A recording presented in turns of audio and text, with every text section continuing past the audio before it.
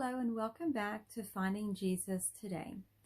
If you are new, welcome to my channel.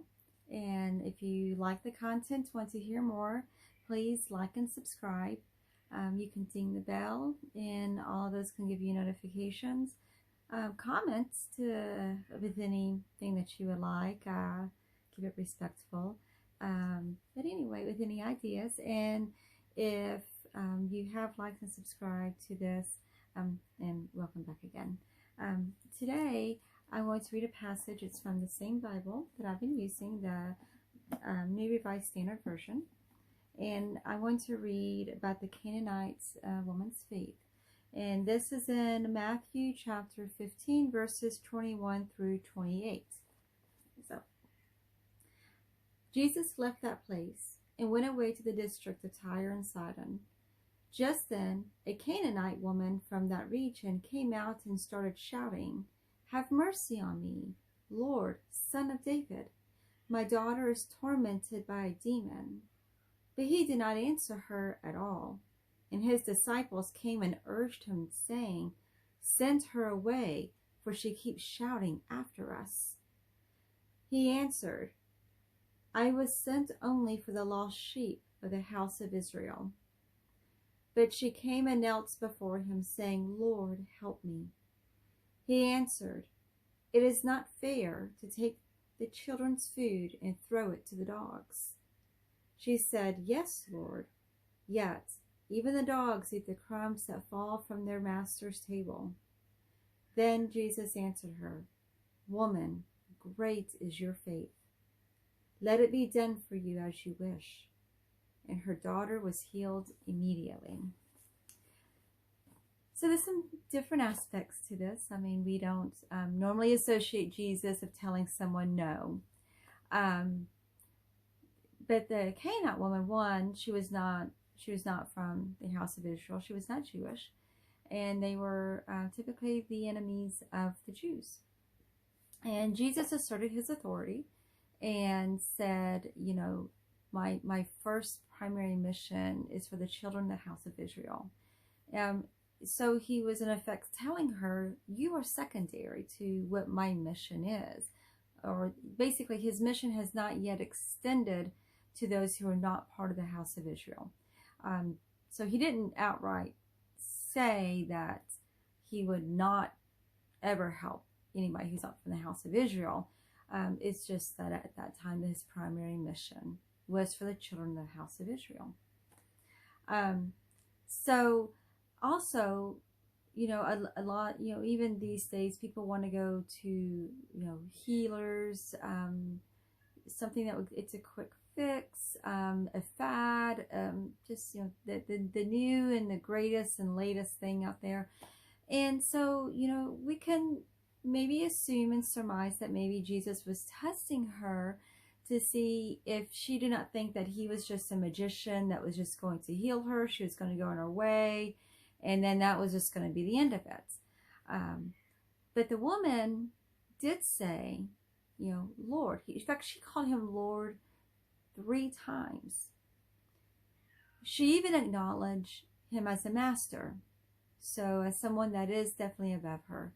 She did not contradict and did not dispute that she was not his primary purpose. She did not dispute that she was secondary to what his mission was. But she kept urging and begging. And, you know, you can also say that this is, you know, pretty close to the first argument that Jesus lost, because he did, you know, basically was, without saying it, basically was telling her no. And when Jesus had said, you know, it's not right to take the food from the children's table and give it to the dogs. And, you know, we might view that as an insult. Maybe it was, maybe it wasn't. You know, people have pets as dogs. They get them scraps off the table, but they still love their pets. So we don't know if it was an insult. But so the woman did not, you know, lash at Jesus for saying that. What she did was just basically, she confirmed what he said and just said, but even, you know, the dogs eat the scraps that fall falls to the floor from the table, at the master's table. And so what can we take from this? We could take from this is that, one, we are not to shun in those who are not Christian. We are not to forbid those who are not Christian for receiving the word. So we don't want to shun them from our circles. We don't want to say, we can't be friends with you. We can't hang out with you because you don't have a like faith like us. And the thing is that even within Christians, within different churches and denominations, you can hear the interfighting between them. You can say, well, you're this, or you don't believe this, or you're not, just a lot of back and forth. But what's the problem? No one's listening. What did Jesus do? Jesus listened to the Canaanite woman, to what she said, and that she still believed that Jesus could heal. So she didn't walk away when he said no. Well, he didn't really say no, but we would interpret that as no, if somebody said that to us. But she didn't walk away and just try to find something else. And just say, well, I'll just find somebody else who can heal my daughter. No, she kept urging and urging and urging. And so when we find somebody that we're talking to that's not of the same faith as us, whether it's a stranger, whether it's a family member, whether it's family, friends, I think I already said family, whether it's a friend, whether it's a coworker, we don't want to say to them, we're not allowed to communicate. We're not allowed to be around each other because we have different faiths. See, that's disingenuous, because that's not what Jesus had taught to us. Jesus constantly went out to others and went out to those who did not maybe believe it as a saying, or maybe we're not Jewish. And another thing that we can take from this is that when Jesus said, let it be as you wish, and you have great faith, what he did not say is, you're a Canaanite, you don't believe, so no way. You have to believe in me before you receive any blessings, or you receive any healings, before you can receive anything that I give you. That is not what the scripture says. Jesus did not say that to her. Jesus did not ultimately he did not push her away. He did heal her daughter, even though she was a Canaanite, and so we can just assume that she was not Jewish. Maybe she had heard him. Probably she had heard of how he heals people, and that he spoke these great things, and that people followed him and considered him teacher and master and Lord. And so she did the same thing, but not quite ascribing to the same faith as Jesus. Now, that's all obviously assumptions that I am making, but that is only because she was a Canaanite. So when we go out to people, we talk to people, we don't want to say, I can't invite you to my church unless you believe. I cannot invite you into my home until you believe. I cannot eat with you. I cannot hang out with you. We cannot spend time together unless you believe. Because that is not what Jesus did. There's the woman at the well. There's the woman caught in adultery. And there's just different instances and examples in Scripture where Jesus reached out to those that may not have believed in him, may not have believed that he's the Son of God. And everybody that he healed, it does not say whether or not they believed in him as the Christ. They may have believed in him as a Lord, or as a teacher, as a master, but it does not say always if they believed that he was the Christ that came for us. So if Jesus can go out and heal, and he can go out and minister to those, and he can sit down and break bread with those who are sinners and who may or may not believe in who he is and what his purpose is, Who are we to say that we should, who are we to say that we cannot do that too? Who are we to say, no, you can't come in? No, no.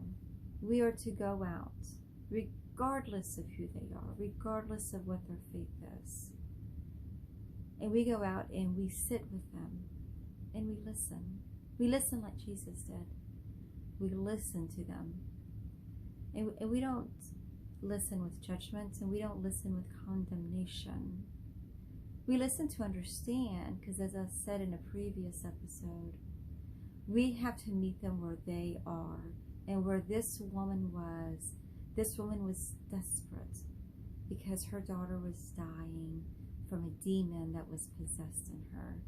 And she was desperate for that demon to be just called out of her, just expelled from her, so her daughter could be healed.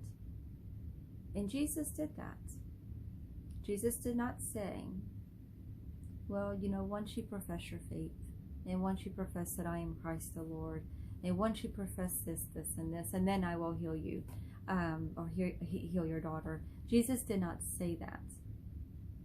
What he did say is, woman of great faith, let it be done as you wish.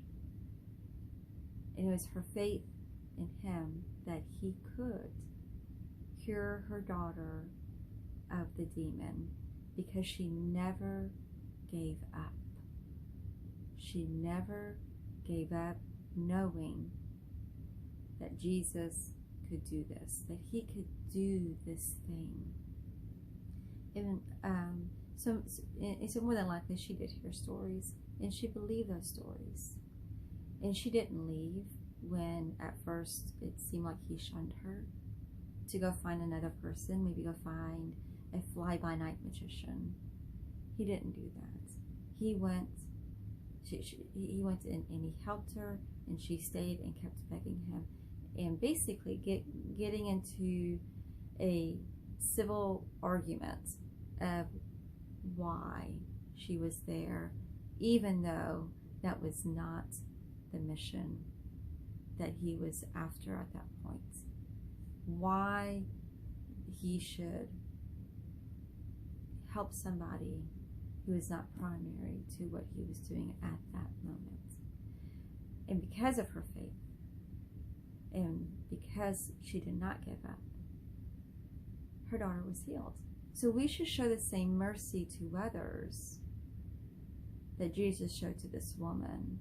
We should show the same compassion to others. So when someone comes to you and like, oh, well, I don't believe in what you believe, and so forth, that doesn't mean that we should not help them.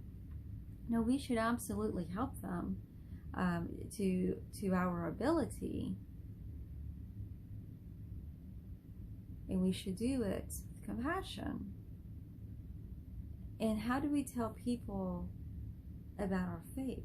The best way to tell people about our faith is how we live our life, how we treat others.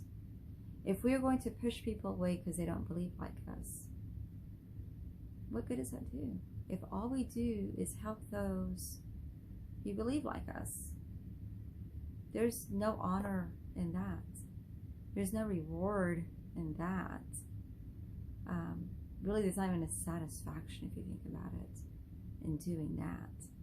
It's stepping out of that comfort zone that we have and going out to those who are not like us and living our life to where they want to say, I want what they have.